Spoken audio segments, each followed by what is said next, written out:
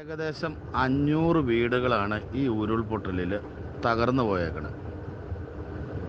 ഇത് കൃത്യമായിട്ട് കണക്കെടുത്തിട്ട് ഓരോ വീട്ടുകാർക്കും ഒരു 50 ലക്ഷം രൂപ ക്യാഷായിട്ട് അങ്ങ് ട്രാൻസ്ഫർ ചെയ്ത് കൊടുത്താൽ ഈ ദുരിതാശ്വാസ ക്യാമ്പിൽ കഴിയുന്നവർ 48 മണിക്കൂറും കൊണ്ട് അവിടുന്ന് സ്ഥലം കാലിയാക്കി അവൻ അടുത്ത സംവിധാനം ചെയ്തോളും.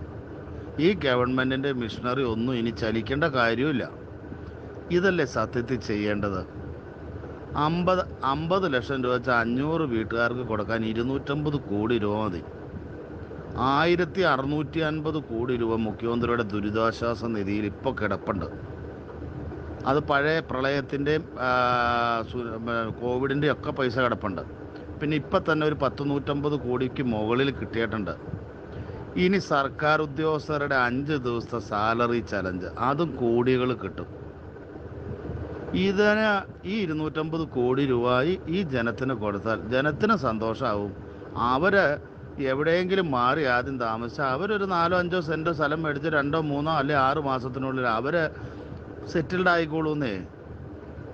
അത് ചെയ്യാത്തതിന് പകരം ഇനി ഇതിൻ്റെ പ്രൊജക്റ്റും തയ്യാറാക്കി ഇവരെ മാറ്റി ഒരു വീട് കിട്ടിയെങ്കിൽ പറയാൻ കിട്ടിയെന്ന് ഒരു 450 സ്ക്വയർ ഫീറ്റുള്ള ഒരു വീടും പണിത് കൊടുക്കും. ഇവരെ നരകിക്ക് വിട്ട്.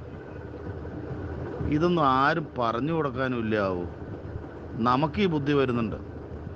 ഇതിൻ്റെ ഉദ്യോഗസ്ഥന്മാർക്കൊന്നും ഈ ബുദ്ധി എന്താണോ വരാത്ത രാഷ്ട്രീയക്കാർക്കൊക്കെ.